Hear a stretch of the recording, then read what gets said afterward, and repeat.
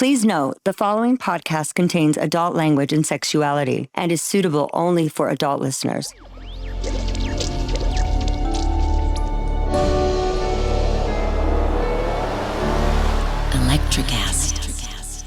For a long time, I watched gay men porn. That's the only thing that could get me off. And I don't really know why, but it was just the sexiest thing to me. And then now I'm like you, it's just watching two women together. If I watch a man and a woman, it doesn't turn me on at all. I'm like, ooh, ow, UTI, ouch. Like, I'm your host, Yvette Lopez. I'm a former Playboy, Maxim, and FHM model. Currently, I'm a singer, compassionate healer, and an entrepreneur in wellness and fashion. Welcome to our show. Welcome to Bodacious Minds. I'm your host, Yvette Lopez, and today I'm really excited to bring on a longtime friend of mine, Kane. Hey, Yvette, I'm so excited to be here. Thanks for coming on and sharing your time with me. Of course.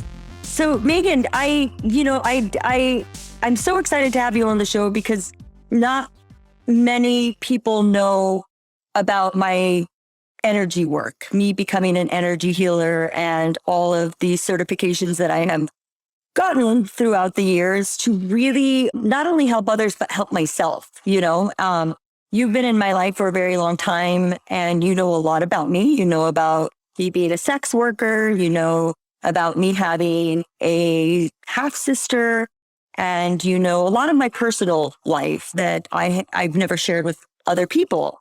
And I want you to have the freedom to go ahead and talk about anything and ask me any questions, but really wanted to tap into how you and I have been down the same path and without being in each other's lives on a daily basis, and really talking to our guests about how spirituality really has come forward and really helped us to grow, helped us to heal, especially in our trauma and our sex life. So I wanted to maybe start there if you're comfortable with that.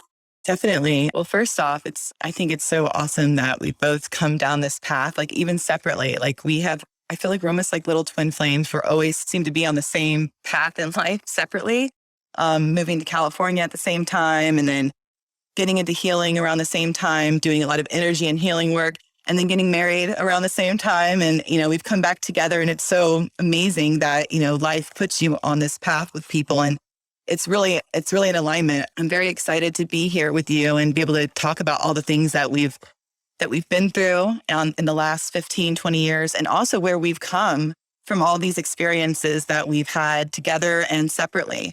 Do you feel that, I know that when we met, we were much younger. How old were you? I was in my mid-20s. I was 19. I was 19, that's right. Yeah. And so, most people don't know, Megan and I were a lot of fun. I was very wild. And I met Megan. She was actually gardening outside of my window at my apartment that her father owned. And I had to run out and meet her. She was this sexy girl, long blonde hair, cleavage, pulling weeds, planting flowers. I was like, I got to meet this girl. I was going through my divorce actually at that time. And so Megan and I just hit it off really well and very quickly. And from then we just were inseparable. And it was so much fun having you in my life. And at that time, I've always had spirituality in my life, but I didn't know what to do with it. I was young, I was wild, especially after being in Playboy at such a young age and having fame so young. I didn't really understand what spirituality was, but I always knew that it was there. I always knew I felt something. I always, could see things that other people couldn't see. And I just didn't talk about it because most people thought I was just fucking crazy. So I just kind of kept it quiet. And I remember you came to me and you told me a story. And I don't know if you remember that story. And then you and I started to tap into each other's spiritual side of the world, in our world, And do you remember that story? I do. I had an experience in one of my dad's old buildings. It was a very old building, and I saw a spirit for the first time as an adult where someone couldn't talk me out of it. And you were one of the friends that I reached out to say, hey, when someone I opened up to about it. And I noticed that things I understand now, you always burnt sage, you always had like spiritual things in your home. I didn't understand it at the time, but I do now. But I definitely remember the time in LA. That was the first time we both had an experience together. And it was at your apartment on Hollywood and Fuller. And there was a big hang in the closet. And then this cold breeze just blew past us into the fireplace. And you looked over at me and you're like, did you feel that? Did you feel that? And I was like, oh yeah, girl, I felt that. And you were the first person that I was able to really talk to about it. And that's when that crazy stuff went down in your apartment. Do you remember that, right? Like Yeah. the spirit was hiding like clothing under the sink. And it was just the most amazing experience. That apartment was intense. Yeah, it was, I got to honestly say, I had a lot of old Charlie Chaplin homes in LA and a lot of weird stuff happened. I've had people walk into my apartment and start crying, I'm going to get the fuck out of here. And to me, it was just comfortable and normal, I guess. A lot of people don't know I was born and raised by my mother and 8 grandmothers. And so being Mexican and having that many strong, older Latin women in my life, there was a lot of brujeria, witchcraft in my childhood and my upbringing. So I always knew it was real. It was never a negative thing for us. So we always, so it was very normal to me. I just didn't share it with anyone. So I know that having spirituality in my life has really helped me get through all my trauma, my bad relationships, and really helped me with my sex life. I know that you and I actually, I don't want to speak for you, but it was a conversation we had. I came out to my husband as being bisexual. And, it's really scary to do that because other men in my life, yeah, they want to see their chick with another man or another girl. You never know. Mainly other girls, because guys are a little fucking greedy. They don't want to see their chick getting banged by another man, right? So, anytime I brought that up to anyone else, yeah, they liked the idea of it, but Lord forbid we tried it, then it turned into a nightmare. And so, I was able to come out to my husband about being bisexual and sleeping with women and hopefully one day have a threesome together. And I know that you told me that you came out to your husband just recently as well, correct? I did. It was quite awkward at first. I was really nervous about it. I was so nervous because I didn't even know I was bi. I think I was in bi denial for like 10 years, even though I had bi denial. I had like spent time with women. I'd hooked up with women and I'd had experiences, but I guess because I figured I liked men too, I would just identify as straight with an appreciation for women. And then as I got older, I kind of realized that I was more attracted almost to women. Like I really love women.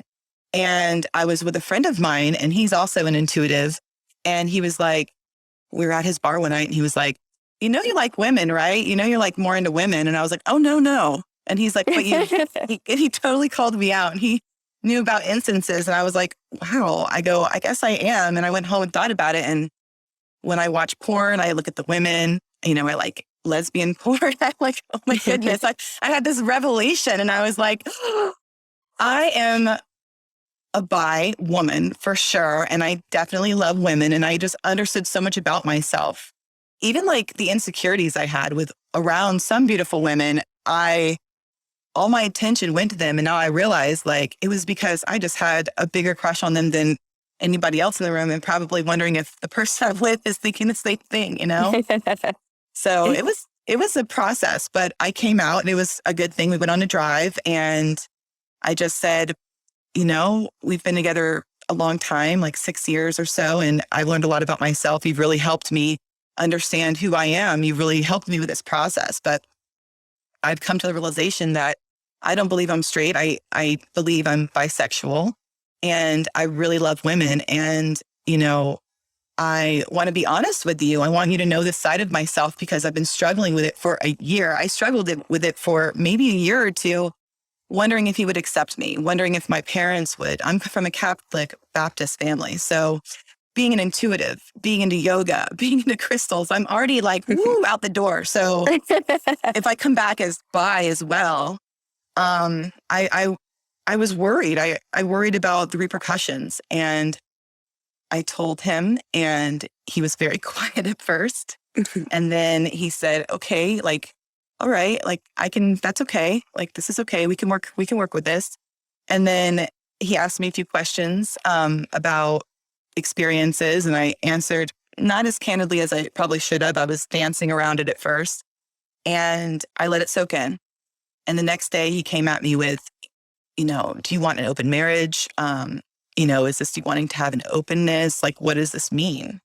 And I was still figuring out myself. I really didn't know what it meant. I knew that it meant that I was being real to myself and to give myself the chance to be who I really am, because I'm an independent person.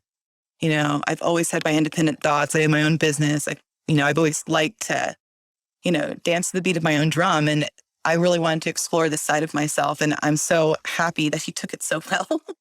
So what do you think, so there's two things, do you believe that becoming closer to your spirituality allowed you to have this freedom? Did it allow you the safety net to be able to come out and say, hey, this is who I am, knowing that there's, your husband could have left, right? Knowing that it's a big risk, because I know, and I'll tell you my story after, but do you feel that spirituality really gave you that baby blanket? Definitely. And my husband is very old-fashioned Catholic. So I know that spirituality, bringing him into my spirituality as well, because it took a while for him to open up. He had to witness things. He had to see things firsthand for him to even believe in what I do. So most people, definitely, most people need the proof. I needed the proof, but when it comes to my sexuality, I realize now I always liked girls. I mean, when I played house, I was the boy. When I dressed in like tomboy boy clothes, so I dressed in the boys department until I was in fifth grade. Like, I have always been very fluid, I believe, and people in my family thought I would be a lesbian. And they openly talked about that in my teenage years when I started dating men, which probably made me retreat more into the closet, because I was already being identified as a lesbian.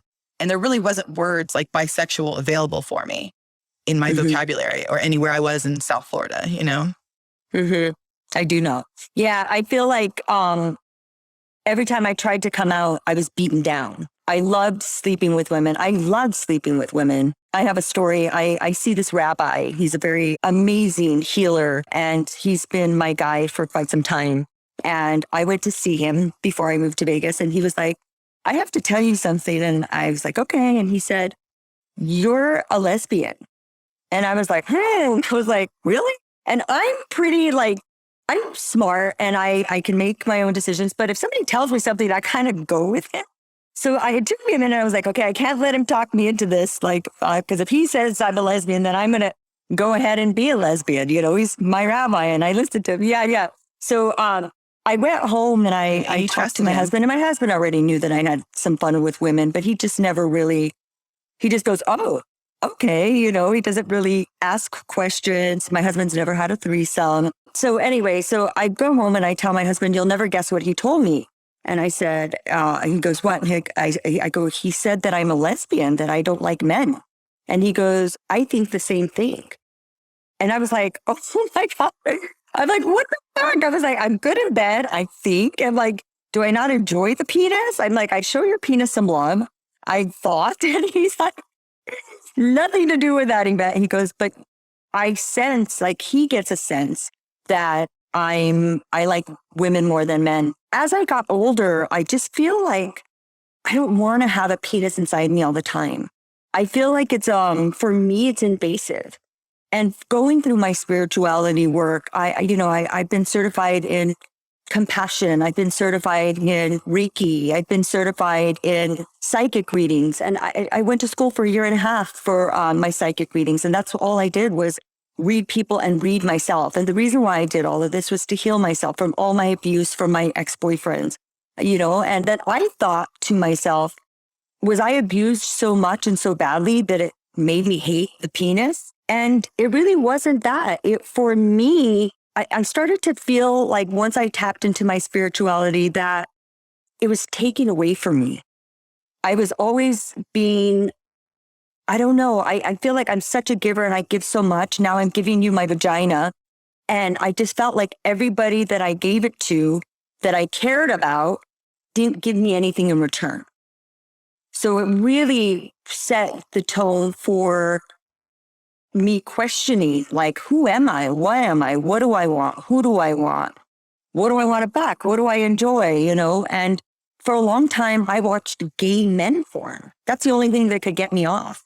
And I don't really know why, but it was just the sexiest thing to me. And then now I'm like you. It's just watching two women together. If I watch a man and a woman, it doesn't turn me on at all. I'm like, ooh, ow, UTI, ouch. Like, I kind of chalked it up to like, maybe I didn't want to watch when I was going through it. I kind of chalked it up to maybe I didn't want to watch another man. Maybe I was being more faithful to my husband if I'm looking at just girls because no other man, you know what I mean? Like I kind of try to rationalize it these different ways in my head. And, that's just when you're going through it. You're trying to rationalize why you're doing things the way you're doing things. And we're just human. I mean, we're very fluid. Most humans are. They don't want to admit it. But even men are. They all are. I think most people have at least a little bit. And it's just whether or not you decide to try it, explore it, see if it's something that's for you or something that's not for you. Yeah. My husband and I talk about stuff, and I'm never going to tell his story. But, my husband's open, and that's why I love him. He's open to anything, and nothing shocks him. Actually, I can't say really, because nothing shocks my husband. He takes it, he thinks about it, and then he speaks about it. And, this is the first time I've been in a healthy relationship. My rabbi yesterday asked me, we were talking again about sex with other men and poison, because when a man comes inside of you, they basically own a part of you for a very long time. And so, he was asking me but he was trying to be specific about one person, like, who was your last person? He was very evil. I saw that he was evil. And yeah, my ex was a fuckhead and disgusting. And it's someone that I've tried to come to terms with, maybe forgiving, but for some reason I just can't. And so we were talking about that. But then when he asked me, I was like, if I look back at all the men I've been with, they all were awful. It was like one after another after another. And, I just, now having my husband, I didn't see that before. And being able to be in a comfortable place where I can be free is exciting, but yet it's also scary. Do you find it to be scary? Like now, because now that I get to learn about myself, I'm like, wait a second, who the fuck am I? And what is going to happen? Am I going to leave my husband for another woman? I don't know what that is. I don't know, do you know? Like, are you going to allow another woman into your marriage? Well, that's the excitement behind it is, life is unpredictable. Life is always unpredictable. There's always beautiful things that come from trauma. There's always amazing things that come from these roadblocks that are in your path. They're usually putting you on a better path. And I'm taking it day by day personally. I think my husband secretly probably like it. He makes jokes here and there. Like, if I see someone like, oh, this girl like hit on me, he's like, she's not cute enough to be our third. Like he'll say funny things like that. And I think he's branching out. He's very old school. Like I said, he's a CPA. He's, by the book. And I mean, I have definitely, you said your husband doesn't get shocked often. Unfortunately, I have shocked my husband a few times. I've had my moments, but I'm excited. I don't know what the future holds. And hopefully, I will have some exciting experiences to share with you as we go on, as our friendship continues. And I have these amazing experiences in life. I have this one story that my mom walked in on me. I was having a party at my house, just girls as usual, like just 5 girls. And I was going down on this girl in my bathroom, and my mom walks in, and I look at her and I just slam the door and then go back to my munching her vagina. And my mom never brought it up ever. And for my mom, not to bring it up is kind of crazy, because my mom, for me to come out as a lesbian or bisexual to my mother, she would just, I don't know. It's really weird because I have a lot of gay friends. My mom loves my gay friends, and I have a lot of lesbian girlfriends, and she doesn't say anything about that. But I think if her daughter comes out, it would be a really strange thing. I think that also fucked with me not to become, maybe I would have been a lesbian if I would have had a different way. How do I say this? Like, if I would have had knew I had that type of support, right? Because my family's very Catholic. I have one lesbian cousin in my family, and when she got pregnant, even the lesbian got pregnant, and I never had fucking kids. My family had a hard time with it. I remember when she got pregnant, my grandma was like, that doesn't make sense. How did a woman get her pregnant? Like they really didn't. They really don't understand. Like how it's happening. Yeah, like she went off and, slept with a man. It's really funny. But no, I find, the more I tap into my spiritual world and allow myself to have the freedom to think freely, I find out, I'm not the woman I thought I was. I'm not, I was always putting on a show for everyone else, right? Mm-hmm. To be we're constantly evolving. Yeah.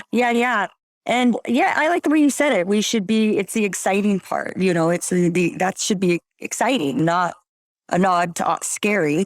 Figuring out who you are, what you like, who you want to become, making sure you have the right people in your life to allow you to be who you are. Mm-hmm. And this new generation is really so liberated. I mean, I see it with my nieces and nephews and, women that in their 20s that I work with now spiritually. It's amazing, like how liberated they are. And if you were born in the 70s and 80s, we didn't have that opportunity. There was some people who were making headway for, the bi and gay community. And it's just, we've come a long way. And I'm just so happy to be alive right now where I can be confident and own my own business and be happily married and have a lot of people who love and respect me and be openly bi. And all my friends know, most people who talk to me on a weekly or daily, monthly basis know. There's a few people I haven't come out to, like talked about it with, but I would hope they already know, some people in my family. And I did come out to my mom, and that went a lot better than I thought as well. And she really supports me, and I had a lot different reaction than I thought she would. So I was excited about that. Yeah. Good for you. Well, you have a lot to look forward to. Penises, vaginas, as many as you want. Your husband knows. Yeah, it's like you can fucking just go crazy. I think, crack me up. I haven't tapped into that yet with my husband thinking, because I don't know how I would feel. I want to have a threesome with my husband. So before COVID, I had a trip planned to Amsterdam. And I have a friend who's in the porn business, and he goes to Amsterdam. He has his girls that he hooks up with, blah, blah, blah. And they're all clean and safe. He has them tested. So I had called him up, and I had scheduled for us to have a woman come, and I was going to surprise him. But then I was like, do I surprise him? What if he doesn't like it if the girl shows up? What if like this, and I don't want, it's not, so I didn't know what to do. And then so I finally had to tell him, and he's like, no, I'd rather not be surprised. He told me, I really want to be involved in, he's never had a threesome. So it would make him feel more comfortable being involved with the planning of it, because he said, because what if at that time he doesn't want to do it, and then I just throw something at him, My husband's really sensitive, so I have to remember to always to be aware of that. We both ended up with such sensitive men, coming from abusive relationships, a lot of them. Yeah. And then finding ourselves, and then finding that right person, Yeah, for sure. Well, this is exciting. I can't wait to hear about all your threesomes and openness and all that's to come. Who knows? I mean, the possibilities are endless, really. I could live vicariously through you, but on bum. Oh my goodness, so funny. Yeah. So Megan, you told me, it's really funny. I was, I'm getting ready for, it's female stuff, and I don't really want to, talk too much about medical stuff on the show, but I'm getting ready to have a hysterectomy. I've had a lot of female issues, and I know that you had one or a surgery as well. But like you were talking to me about managing my pain, and you're the second person that told me do not smoke weed. My girlfriend had the same surgery a couple months ago, and she said, do not get high. And I was planning on being as stoned as I could be. And then you told me the same thing. And what was it? What happened to you? Well, I am allergic to painkillers. So they gave me some kind of oxy something, but I take it in small doses and it makes me itch. So I wanted to have something to kind of counter that.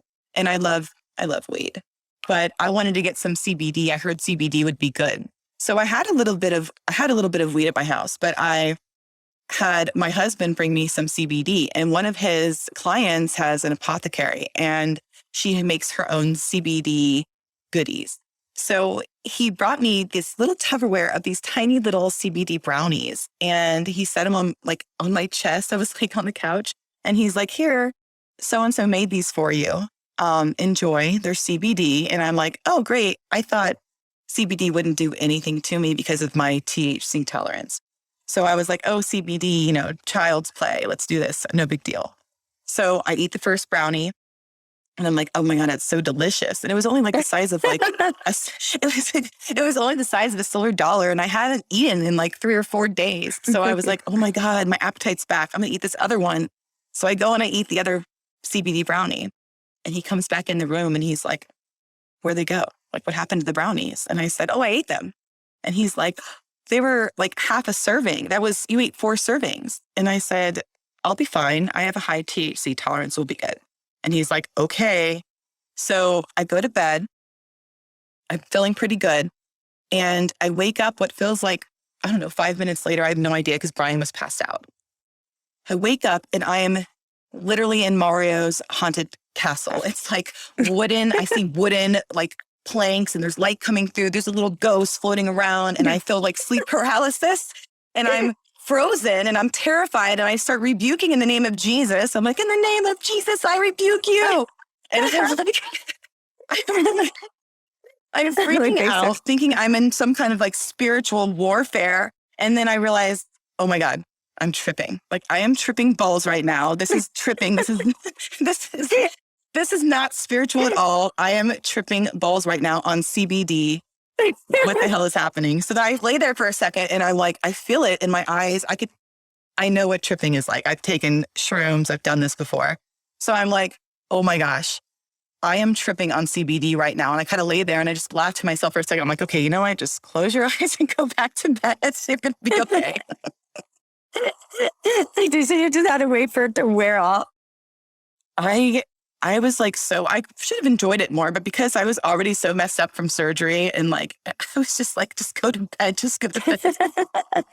I never thought that could happen from CBD. Like who would have thought? And apparently it happens because I told the story to a few friends and I had a few stories back that you can definitely have a tripping episode if you do too much CBD.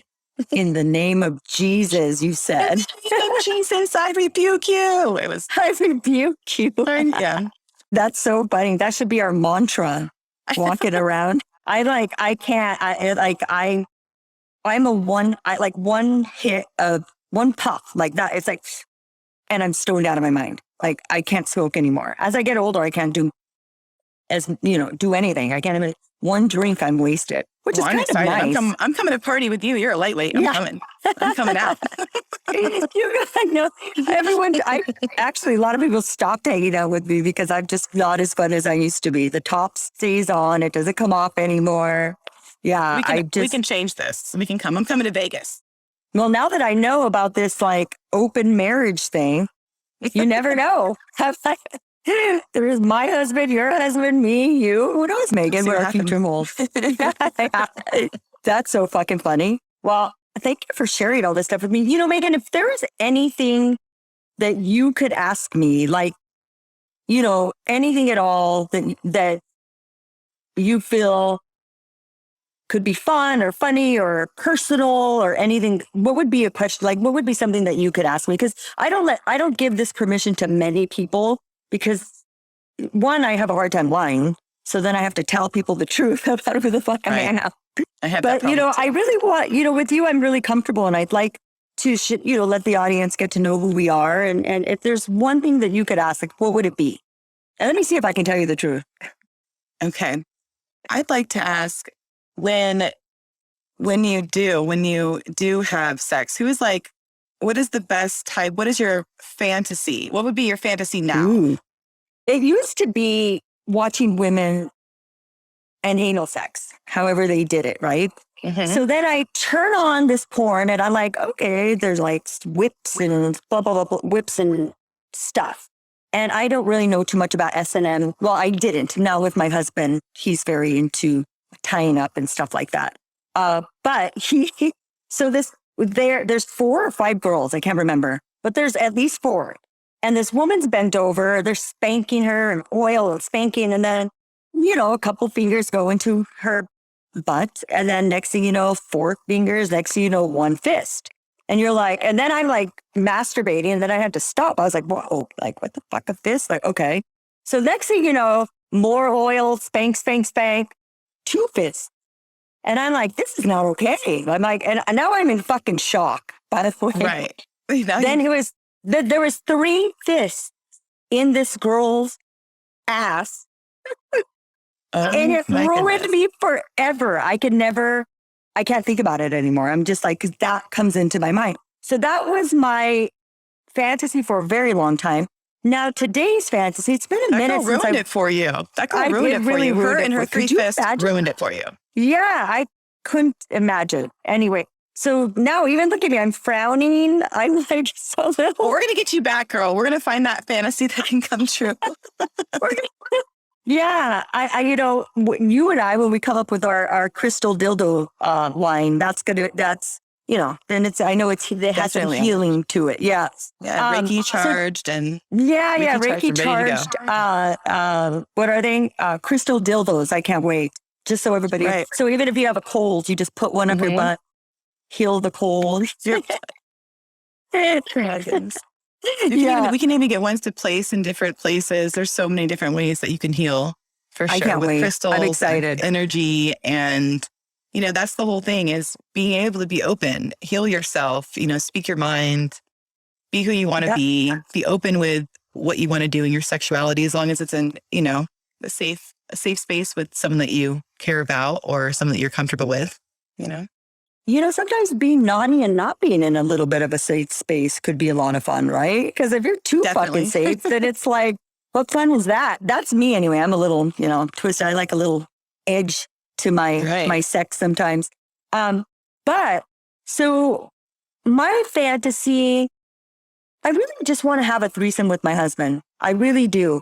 And I think everything that comes with that is what I'm craving at this time. It's been, I don't know. I've been so busy with so many other things that I haven't really dedicated any time to my sex life, my fantasies. I do, my husband introduced me to hog tying, and I don't like that word, that name. Yeah, well, I know I like that, but I don't like, I don't like the word, the hog tying, the name, what it's called, because don't eat pork, and I'm anti-hurt animals. So when I think of hog tying, I'm very visual. So I think of a pig being tied up. So I can't. We should come up with our own name and have our own line of satin, ties for you. There we go. I got to just think of, a little, that. I like to be tied up and I like to not see what's about to happen to me. That's my jam. There you go. That is my jam. Well, I'm excited. I think that after you heal too, you get the surgery. I just had my surgery. I'm feeling all put back together, and you'll have yours, and then we'll see what we can do with our new put together bodies. You know what we'll do? We have to wrap up, but as soon as I'm healed, I know you're on your way as well. Let's plan something. We won't tell our husbands, but not together. But you're going to have a sex night. I'm going to tell you what to do. I'm going to have a sex night. You tell me what to do, okay? And then we can talk about it on our next show. I love it. I'm so down. My husband will be so excited. His sweet Catholic ass will be so happy. I love it. Well, thank you, Megan, for being on the show. I can't wait to have you back and converse more about all of our fun sexuality, spirituality world. Of course. I loved being here. I loved talking with you. Of course. Every time I get to talk to you, it's a pleasure. And you're always so much fun. I can't wait to go see you in person, too. I can't wait for this whole COVID thing to lift so we can just hang out and do some fun things. Yeah, we will. Soon enough, right? No, definitely. Definitely. All right. All right, everybody. You're listening to Bodacious Minds with Yvette Lopez and Megan Kane. Talk to you next turn. See you soon. On the next episode of Bodacious Minds, join me and my co-host Megan Kane as we talk with 2 of the most successful talents working in gay porn today, Mark McNamara and Diego Sands. We chat about their experiences in the industry, including the notorious alligator incident that got them into trouble with PETA. Thanks for listening, and thank you to my guest, Megan Kane. Bodacious Minds is a production of Electrocast Media. Our executive producers are Mark Netter and Peter Rafelson. Our editor is Kyle McCarthy. I'm your host and producer, Yvette Lopez. If you liked our show, please subscribe and give us a rating wherever you enjoy podcasts. And always remember, be smart, be sexy, own it.